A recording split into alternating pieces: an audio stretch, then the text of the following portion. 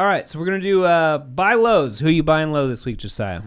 All right, so I got 3 buy low names written down here. 2 of them we talked about briefly, well. So I'm going to do the one we haven't talked about a lot yet first. Okay. And that is Nick Chubb. Nick Chubb, okay. Nick Chubb. I think Nick Chubb is just way too good for what he has been doing recently. Right. And Baker Mayfield doesn't look like he's going to be able to throw the ball much this year. They're going to run the ball. They're a team that wants to run the ball anyways.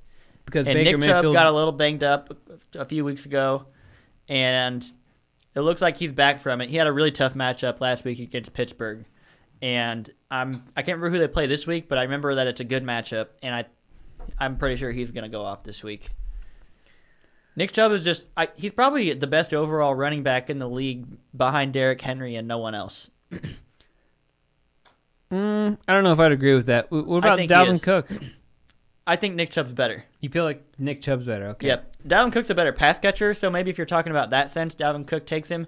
But I'm just talking about just like grabbing the ball and running through a offensive line. Yeah, you feel like I think Nick Derrick Chubb Henry's ahead of him and no one else. All right. And I think at some point he's going to have a big game like we've seen Derrick Henry have a few of this year. All right, so Nick Chubb is your first one. What's your next one? Yep. All right, actually, I'll do one first. Yeah, go ahead. You do one. Yeah, we'll go back and forth. All right, so I think Jerry Judy is a good buy low target this week. I understand that he only scored I'm not pulling up the he had names. like 49 yards, 4 targets, 4 catches. Yeah, he had 4 targets, 4 catches, which means he caught everything that came his way. He got 39 yards, 5.9 fantasy points in a half PPR league. I feel like Jerry Judy's going to get more opportunity and he's going to become a superstar. So going forward, I feel like Jerry Judy's going to be a dude that you want to try to target. If there's someone on your team that you're not feeling 100% confident about, but they've produced more points than Jerry Judy, then I would target him. So I love Jerry Jeudy. I think he's a super talented wide receiver. Probably top 8 or 10 talent at the position in the league. But this is what I don't like about Jerry Jeudy.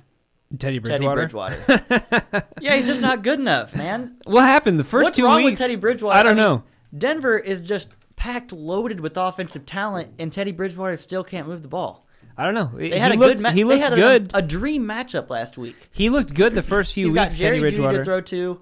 Cortland Sutton is a stud wide receiver on the other side. Noah Fant is one of the most athletic tight ends in the league. Javonte Williams looks like a stud. Javonte Williams and Melvin Gordon is one of the best two-headed running back combos that you got. I don't know. Why can't he get the ball? Why can't he? Well, I don't know. He looked good at first, but then I don't know what happened. He just lost confidence. I don't know maybe. if he's banged up or what, but he's just not getting. He's not getting the job. I still feel right pretty good about Jerry Jeudy. I feel like Jerry Jeudy's going to create opportunities for him. I'm just worried about him this season because I just don't know if Teddy Bridgewater is going to. I mean, I think Jeudy will be fine, but I don't know if Teddy Bridgewater can make him be as good as he can be. This is his first game since his injury. Yeah. And in the first game we saw Jerry Jeudy, and he looked like a stud. He did. So I feel like that's going to be the normal. That's going to be more normal for Jerry Jeudy. I hope you're right. I have Jerry Jeudy in every single one of my leagues. Well, I don't have him in any.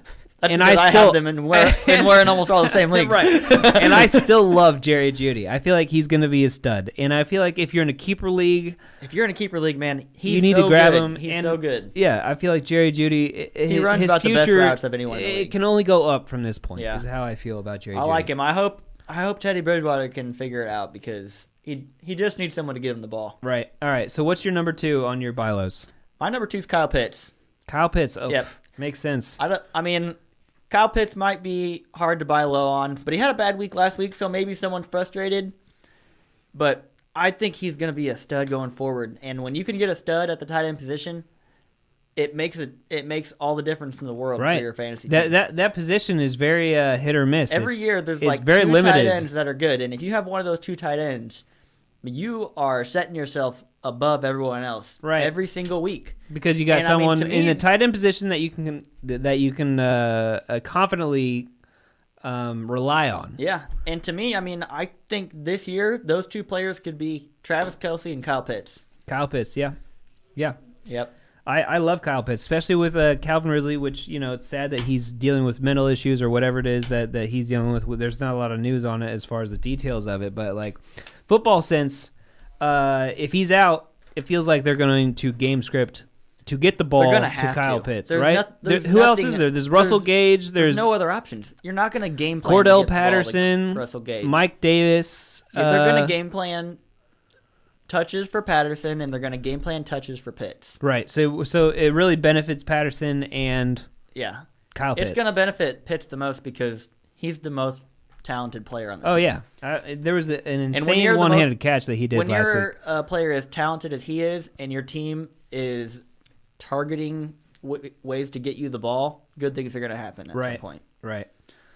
Who's your second? My second is Jamar Chase. Jamar Chase. He had a bad week this week, and that's why I put him on my buy lows, because he had a bad week. Similar to Kyle Pitts. Like, he might be a hard guy to buy, but maybe this week is the week to do it. Right. He had around, I think it was 4 or 5 red zone targets that were just overthrown, or the coverage was maybe a little too good or something, but they love to throw this dude the ball when they're close to the end zone. So not only is he going to catch the ball as they're heading down the field, but whenever they get close, they throw the ball to him. In fact, 4 or 5 times. Yeah. So, like, Jamar Chase, he's out-producing, I feel like at this point, out-producing Odell Beckham's rookie year. He might have the best stats to this point. He might. I don't know. What's great about Jamar Chase, too, is that Cincinnati always has to pass the ball. Right, they always have to pass the ball. Because their offense is really good, but their defense sucks. Yeah, it's terrible. So they're just going to have to pass the ball to him all the time. But Jamar Chase, and also they have that college connection, Joe Burrow and Jamar Chase, and it shows. And it showed right away. It showed right away. I was a little skeptical about it going into the league. I was like, I don't know. I think it's getting a little Joe Burrow overblown. loves to throw the ball to Jamar Chase. He does, man. In fact, if Joe Burrow went out, I would not like Jamar Chase very much. Oh, definitely not. I mean, obviously that's part of the reason why he's so good is Joe Burrow's good. Right, because Joe Burrow's good, and they have that college connection. Yep. So I feel like Jamar Chase is a good possible buy low this week. It depends on the person, how emotionally they're feeling that week, whoever you're trying to trade. But I feel like Jamar Chase, there's some opportunities to get him for cheap this week. Yeah. So he's one of my buy lows. All right, let's get your third. My third is Ryan Tannehill. Ryan Tannehill. Yep. I think Ryan Tannehill is going to turn things around with the Derrick Henry news. Yeah. Because Tannehill's not been a bad quarterback. I mean, he's a good quarterback. It's just the fact that Derrick Henry is their offense, or was their offense, and he's just been getting so many touchdowns. Derrick Henry has like 13 touchdowns already on the year, and going forward, there might be like 5 running back touchdowns. Right. Which means that's like 8 more touchdowns to go to Tannehill on a game-to-game basis. And there's not going to be 5. There's going to be more than that. I would bet that there's going to be 5 or less running back touchdowns. For the rest of the year for Tennessee. For their team, yeah. No, I don't agree with that. I do. You love Adrian Peterson or what? No, I don't love Adrian Peterson, but Tennessee puts himself in that situation a lot, where they get in like the 20-yard line and they have to run the ball. And I feel like Adrian Peterson, he'll shine there. It's how I feel. They're going to throw the ball more. They will throw the ball more for sure. They're going to get a lot. For sure, but I feel like what Tennessee is good at is getting the ball to their good players. There's going to be weeks where Adrian Peterson scores 2 touchdowns. There's going to be more than one. I'll bet you right now. $25. $25. Adrian Peterson has 0 games with 2 touchdowns. Zero games with 2 touchdowns? What do you mean? I'm saying I'll bet you that he doesn't have any games where he scores 2 touchdowns.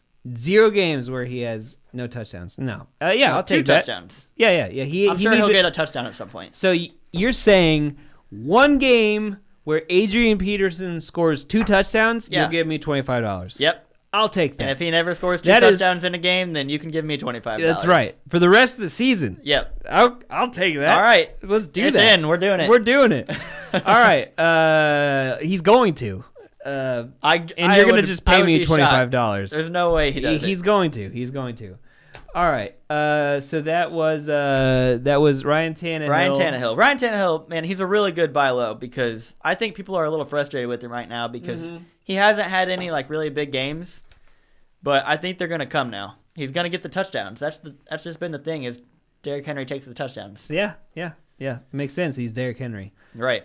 All right, so my last one, was that your last one? That was my last one, yeah. All right, my last one is Corey Davis. Corey Davis. Yeah, Corey Davis. He just came off an injury. He's got Mike White. Zach Wilson looks like a bleh, but Mike White looks like a stud. I don't love Corey Davis, but you can go get him for like nothing. You can go get him for nothing. Yeah, for sure you can. I've been doing a bad job pulling up the players, but here's Corey Davis. Exactly, you can get him for nothing. That's what I'm saying. He's a buy low. That's what we're doing. You can probably pick him off the waiver wire. We'll see. Corey Davis, 71% owned. You can't pick him off the waiver wire off of 70% of the leagues. Last week, against New England, he got 6 targets, 4 receptions, 47 yards, 1 touchdown.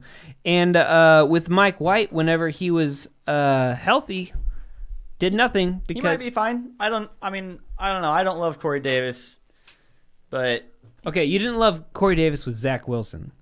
I didn't. Yeah, I didn't. What love about him going into the year? You like what Mike White's doing, right? I was impressed by Mike White this week. Okay, so if Mike White keeps it up, do you not think that Corey Davis is going to benefit from that? I don't know. I think Michael Carter and Jamison Crowder will with all the short passes. I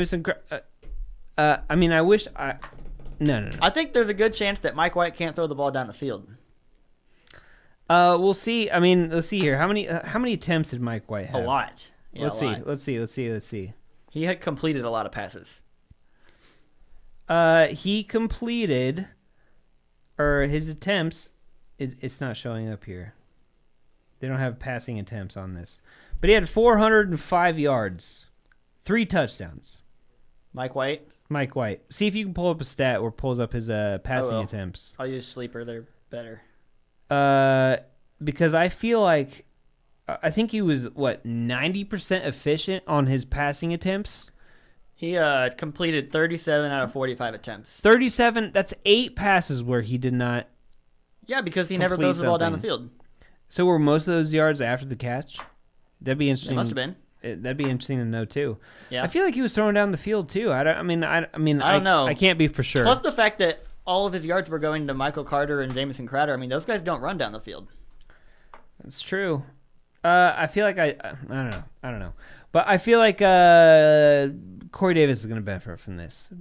I feel like Corey Davis. If you're 90% efficient on your passing, which is maybe it's like 80% efficient on your passing, that's going to benefit your number one for sure. I feel like Corey Davis is better off having Zach Wilson. No, I don't agree with that. Zach Wilson throws the ball down the field. Corey Davis is my number 3 buy low, and I feel very confident about that. It's worth a shot if you believe in him, because like I said, you can get him for nothing. You can get him. You can't get him for nothing. He's 71% owned. Well, I'm saying you can trade like one of your bench players for him. Now. Yeah. Who's one of your bench players that you could trade for him? I don't know. I wouldn't in our money league. I wouldn't even want Corey Davis on my roster. Rashod Bateman is my worst Who's on your bench? Who's on your bench? I'd have to drop Boston Scott or Rashod Bateman or Tony Pollard or Alexander Madison. I'd rather have those guys. Madison? No. Why? I would rather have a guy who, if Dalvin Cook goes out, I know Madison is in my roster every week. Okay, yeah, maybe. But I feel like Corey Davis, you're not giving enough credit. He's going to be a stud. He's going to kill it with Mike White. As long as Mike White isn't a fluky one-time. He might. Like I said, if you're desperate for a receiver, you can trade one of your bench players for him, because that's all it takes to get him. Well, you've never been high on Corey Davis. Whenever I texted you, Corey Davis is good week 1 when he scored 24 points, you're like, oh, it's 1 week. I was right. It was just 1 week. It was not just 1 week. We got 19 points in week 4, 111 yards, 7 targets. It's not just 1 week. It's Zach Wilson's fault.